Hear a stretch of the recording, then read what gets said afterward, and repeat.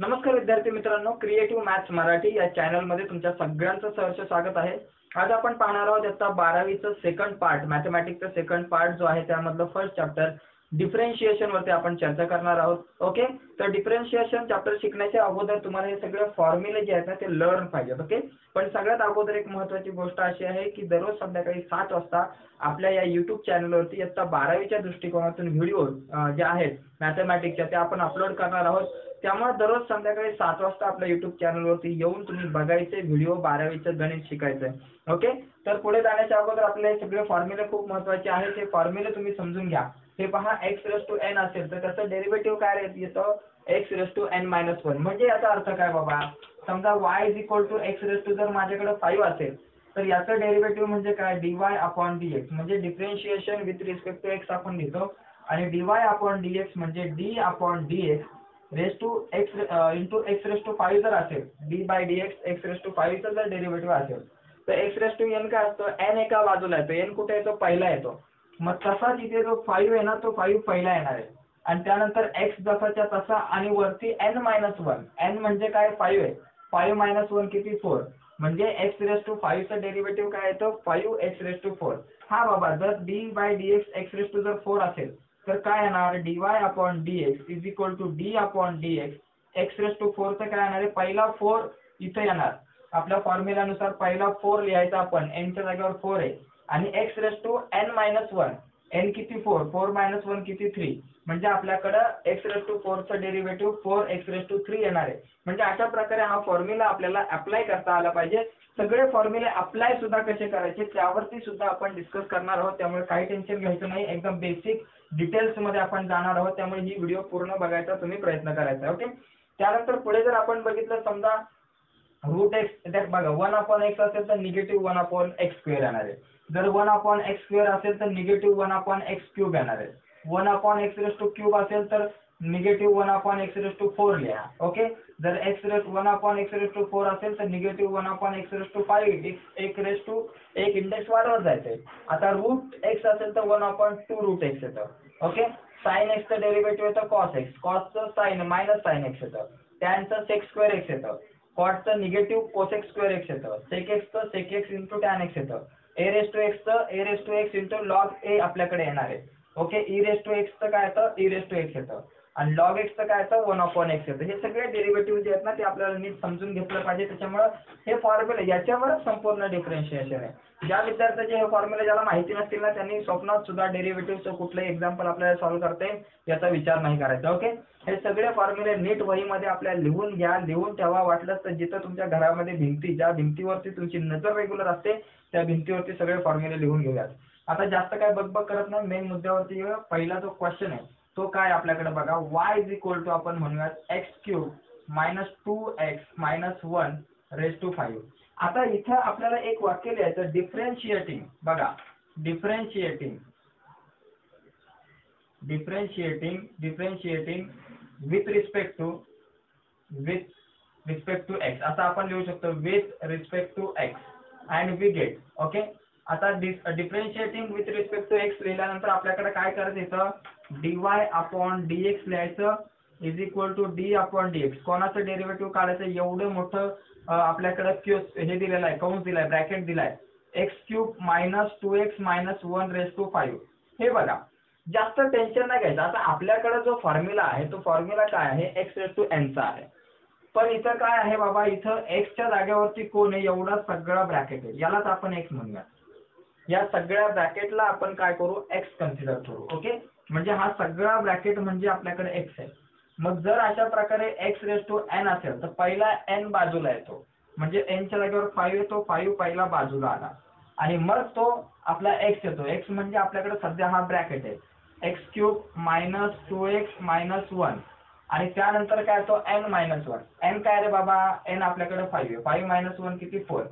इथपर्यंत तर आलो, पण प्रॉब्लेम असा आहे की इथपर्यंत आल्यानंतर आपल्याला परत पुढे जायचंय आणि डेरिव्हेटिव्ह काढायचं d/dx। आता हा x नाहीये ना, हा पूर्ण एवढा मोठा ब्रॅकेट आहे, हा x नाहीये, त्याच्यामुळे आपल्याला परत या ब्रॅकेटचं डेरिव्हेटिव्ह काढायचं असेल, हा घात गेला तर x³ - 2x - 1, हा रूल जो आहे चेन रूल तुम्ही मागच्या वर्षी पाहिलाय। ओके, म्हणजे नुसता x असता तर विषय संपला होता. पण x नाहीये ना बाबा, x च्या जागेवरती x³ - 2x - 1 आहे, म्हणून आपण तिथं परत याचा डेरिव्हेटिव्ह काढायचा आपल्याला प्रयत्न केला पाहिजे. आता इथे विषय काय होणार आहे, हा पार्ट आपला 5 इन ब्रॅकेट x³ - 2x - 1 तर जसाच्या तसा राहिला. आता इथे आपल्याला 1 2 3 या तिघांचं सुद्धा डेरिव्हेटिव्ह काढायचं आहे. मग काय करू, आतमध्ये घेऊ d/dx x³ मायनस हा 2 कॉन्स्टंट नंबरला कधी सुद्धा बाजूला घ्यायचं असतं आपल्याकडं, आणि d/dx x चं डेरिव्हेटिव्ह आणि मायनस d/dx 1 कॉन्स्टंट नंबर आहे म्हणून त्याचं डेरिव्हेटिव्ह वेगळं घेतलं. आता काय होणार आहे बघा, 5 इन ब्रॅकेट x³ - 2x - 1 जसाच्या तसा, आणि इन ब्रॅकेट x³ चं काय येतं, मगाशी आपण तुम्हाला x⁵5 चं सांगितलं तसं x³ चं 3 बाजूला येणार आणि x⁵3 मधून एक गेला 2 राहिला 3x² - 2 आपल्या जागेवर, आणि dx/dx नुसता x असेल तर त्याचं डेरिव्हेटिव्ह सुद्धा 1 येतं, कारण बघा ना dx/dx dx कॅन्सल झाला म्हणजे 1 राहिला, म्हणजे 2 × 1 आणि मायनस इथं 1 आहे. 1 म्हणजे काय, k ज्यावेळेस कॉन्स्टंट नंबर असेल त्यावेळेस त्याचं जे डेरिव्हेटिव्ह होतं कधी सुद्धा 0 येतं, म्हणून इथे आपण काय लिहिणार बाबा, याचं डेरिव्हेटिव्ह जे आहे ते 0 आहे. मग आपल्याकडे काय आन्सर येणार बाबा, 5 in bracket x³ - 2x - 1 in bracket 3x² - 2 × 1 किती 2. तर अशा प्रकारे आपण काय केलं, हे डेरिव्हेटिव्ह काढलं. तर अशा प्रकारे आपल्याला डेरिव्हेटिव्ह काढता आलं पाहिजे, एकदम सिंपल आहे. तर नक्कीच तुम्हाला ही व्हिडिओ समजली असेल, जर व्हिडिओ जर आवडत असेल तर प्लीज आपल्या या YouTube चॅनलला तुम्ही सबस्क्राईब करा आणि या व्हिडिओला लाईक करायला विसरू नका. तुम्हाला जर लिहून घ्यायचं असेल हे एक्झाम्पल तर तुम्ही आपल्या या व्हिडिओला पॉज करू शकता आणि पॉज करून पुढचं जे गणित आहे ते तुम्ही लिहू शकताय. ओके, आता यानंतर आपण काय करूया, पुढचं एक एक्झाम्पल आहे आपलं, पुढचं सेकंड नंबरचं एक्झाम्पल बघूयात. ओके, तर अशाच प्रकारे आपल्याला सेकंड नंबरचं पण एक्झाम्पल सॉल्व्ह करायचं. आता मी हे सगळं पुसतो आणि सेकंड नंबरचं एक्झाम्पल आता आपण सॉल्व्ह करायला घेऊयात, समजून घेऊयात. ओके, तर दररोज आपण अशी काही गणितं जी आहेत ते आपण बघणार आहोत. तुमच्यासाठी सेकंड नंबरचं एक्झाम्पल बघा काय आपल्याकडे. मी आता डायरेक्ट इथं लिहितो, y = 2x⁵3/2 -3x⁴/3 आणि -5 एकटाच आहे बिचारा, आणि रेस्ट इथे आहे आपल्याकडे 5/2. बराच मोठा कार्यक्रम आहे. आता इथे थोडासा आपल्याला जास्त त्रासदायक ठरेल. हे बघा मित्रांनो, एकदम डिटेल्स मध्ये जाऊयात, जास्त काय घाई करायची नाही आपल्याला. आता याचं डेरिव्हेटिव्ह काढताना आपलं काय असतं, differentiating with respect to x इथं लिहिणार. आता मी काय लिहत नाही, आपल्याकडे ऑलरेडी जागा कमी आहे. मी काय करतो, ओनली dy/dx लिहितो आणि is equal to d/dx 2x⁵3/2 -3x⁴/3 -5 आणि ⁵5/2 लिहिलं. आता आपण काय करूया, हा जो एवढा मोठा जो ब्रॅकेट आहे ना, हा सगळा एवढा मोठा ब्रॅकेट आहे, त्याला आपण x कन्सिडर करू. याला जर x कन्सिडर केलं तर आपल्याकडे हा रूल इथे अप्लाय होणार आहे. ओके, तर काय होणार आहे बाबा, इथे d/dx म्हणजे पहिला काय येतो, n जो आहे तो येतो. आता n च्या जागेवरती 5/2 आहे, म्हणजे इथे पहिला येणार 5/2 आणि मग ब्रॅकेट मध्ये आपला हा जो ब्रॅकेट आहे जसाच्या तसा 2x⁵3/2 -3x⁴/3 आणि 5 रेस टू इथे काय येणार, रेस टू काय तो n-1. आता n काय बाबा इथं 5/2 आहे. आता 5/2 -1 केलं तर काय आन्सर मिळणार आहे बघा, इथं 1 च्या खाली काय नसतं म्हणजे 1 असतं. 5 × 1 5 -2 1 2 डिवायडेड बाय 2 1 2 5 - 2 किती 3/2 म्हणजे इथं काय येणार आहे बाबा 3/2 येणार. बरोबर, एवढं लिहिलं.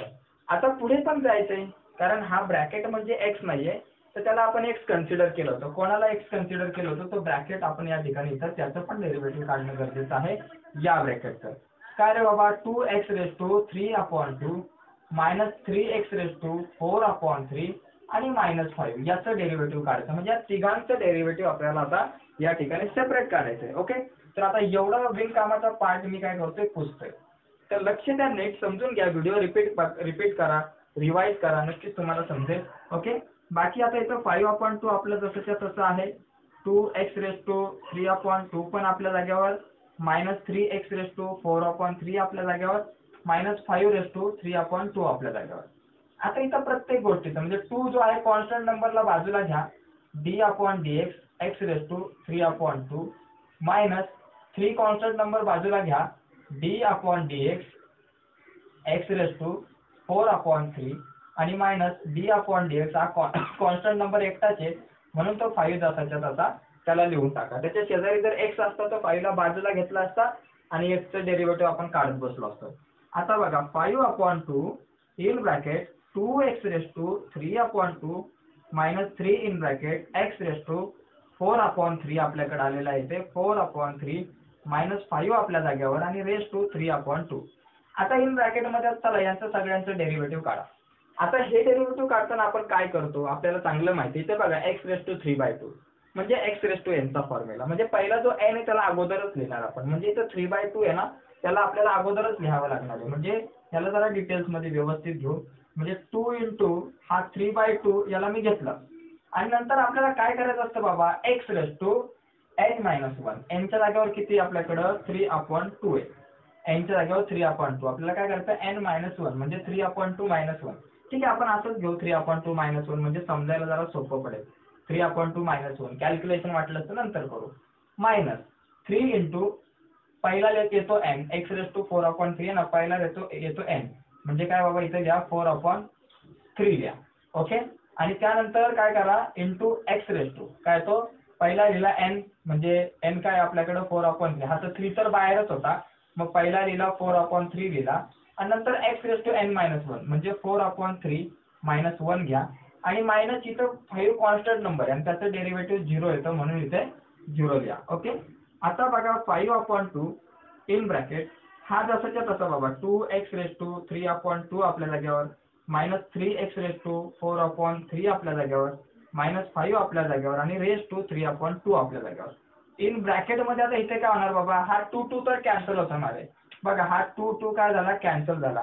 2 कॅन्सल झाला म्हणजे आपल्याकडे ओन्ली 3x राहिला आणि रेस टू 3/2 -1 आता 3/2 -1 जर केलं आपण इथे बघा 3/2 -1 जर केलं तर म्हणजे 1/1 असतं.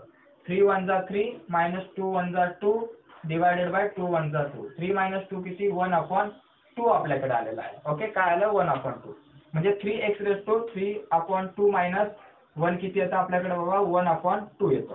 मायनस हा 3 पण कॅन्सल म्हणजे काय राहिलं 4 into x रेस टू आता 4/3 -1 किती येतं तर बघा 4/3 -1 जर केलं तर इथे काय येणार 4 1 जा 4 -3 1 जा 3 डिवायडेड बाय 3 1 जा 3 4 - 3 किती 1/3 आपल्याकडे आलं म्हणजे 4x रेस टू आपल्याकडे येणार 1/3 आणि मायनस 0 तर काहीच नसतं त्याच्यामुळे त्याला जसंच्या तसं लिहिलं. तर अशा प्रकारे हे सुद्धा आपण आन्सर काढलेलं आहे. तर आजच्या व्हिडिओमध्ये मित्रांनो आपण इथेच थांबूयात. पुढच्या व्हिडिओमध्ये आपण आणखी काही एक्झाम्पल्स वरती डिटेल्स चर्चा करूया तुमच्यासोबत. काही काळजी करायची नाही. आपण दररोज संध्याकाळी 7 वाजता सुरुवातीपासून कमीत कमी गणित घेऊ पण तुम्हाला समजतील असे घेऊ. फुल सारी 10 12 15 20 गणितं तर मी घेत नाही बसणार. 2-3च गणितं घेऊ परंतु तुम्हाला समजतील अशी. तर उद्याच्या लेक्चरमध्ये आपण आज फर्स्ट आणि सेकंड एक्झाम्पल बघितलं. उद्याच्या लेक्चरमध्ये आपण थर्ड फोर्थ 5 जितके जास्तीत जास्त कमीत कमी आपल्याला एक्झाम्पल्स घेता येतील पण ती डिटेल्समध्ये. ओके तर ती पुढची एक्झाम्पल्स तुम्हाला बघायची असेल तर प्लीज आपल्या चॅनल आता सबस्क्राईब करा आणि त्या बाजूला असलेलं बेलचं बटन सुद्धा दाबा. दररोज संध्याकाळी 7 वाजता आपण आपल्या युट्यूब चॅनलवरती तुमच्यासाठी 7ला नको 6 वाजता दररोज संध्याकाळी मी 7 मगाशी पण 7 बोललो चुकून 7च्या ऐवजी दररोज संध्याकाळी 6 वाजता मी 12वीचं लेक्चर 12वीच्या नवीन व्हिडिओ तुमच्यासाठी अपलोड करणार आहोत. ओके तर नक्कीच व्हिडिओ आवडले असेल तर व्हिडिओला लाईक करा, चॅनल सबस्क्राईब करा आणि त्याच्या बाजूला असलेलं बेलचं बटन सुद्धा दाबा. धन्यवाद.